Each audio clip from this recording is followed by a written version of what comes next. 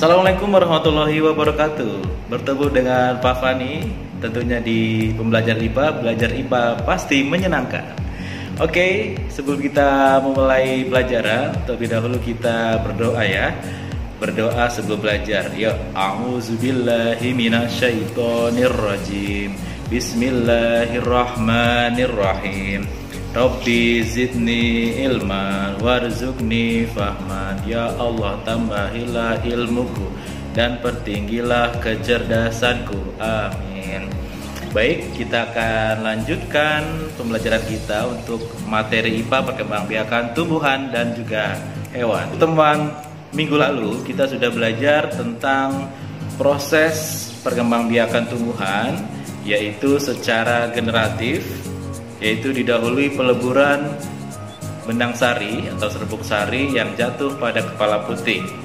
Sedangkan untuk perkembangbiakan secara vegetatif ini terbagi menjadi dua, yaitu secara vegetatif alami dan vegetatif buatan. Untuk vegetatif alami sudah kita bahas juga di pertemuan sebelumnya minggu lalu, yaitu ada 8 ya. Yang pertama spora, yang kedua ada tunas, kemudian ada tunas adventif, yang keempat ada akar tinggal atau rizoma, yang kelima ada umbi lapis, yang keenam ada umbi batang, yang ketujuh umbi akar, dan yang kedelapan secara gragial. Nah, untuk pertemuan kali ini kita akan bahas perkembangbiakan tumbuhan secara vegetatif buatan. Perkembangbiakan tumbuhan secara vegetatif buatan ini meliputi, yang pertama ada di sini, bisa kalian lihat gambarnya. Yang pertama mencangkok ya. Tahapan-tahapan mencangkok di sini sudah tersedia, kalian bisa lihat.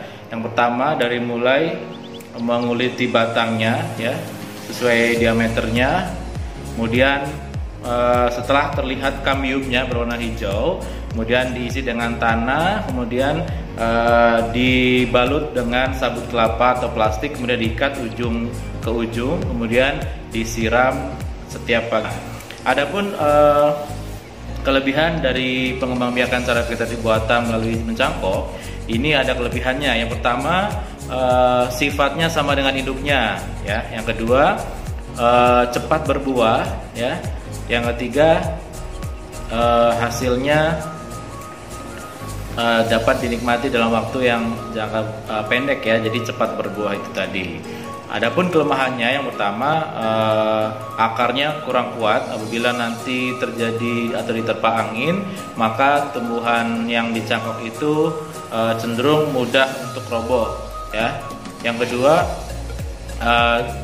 tumbuhannya tidak dapat dikembangbiakan dalam waktu yang lama, jadi terbatas waktunya, hanya bisa dikembangbiakan dengan mencangkoknya ini hanya jangka pendek saja. Itu yang pertama, mencangkok. Yang kedua, dengan cara menyambung atau mengenten ya. Mengenten ini sudah bisa kalian lihat gambarnya ya, penjelasan juga ada di sini, mengenten.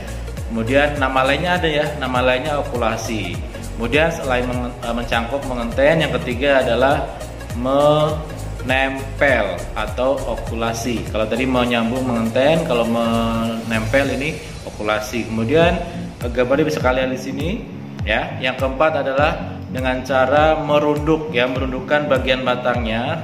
Kemudian akan dari batang itu akan tumbuh tanaman baru. Ini merunduk. Kemudian yang kelima dengan cara kultur jaringan. Ini diambil sampelnya ya dari tumbuhannya, dari misalkan ambil dari daunnya, kemudian di dalam masukkan dalam kotaknya ya yang sudah disterilkan. Nah, dari sini nanti bisa tumbuh tanaman atau individu yang baru. Itu dia macam-macam atau cara pengembangbiakan tumbuhan dengan cara vegetatif buatan, yaitu ada campur tangan manusia di sana. Oke, silakan kalian bisa kerjakan di buku latihan terkait dengan perkembangbiakan tumbuhan secara vegetatif buatan. Terima kasih. Wassalamualaikum warahmatullahi wabarakatuh. Belajar IPA pasti menyenangkan.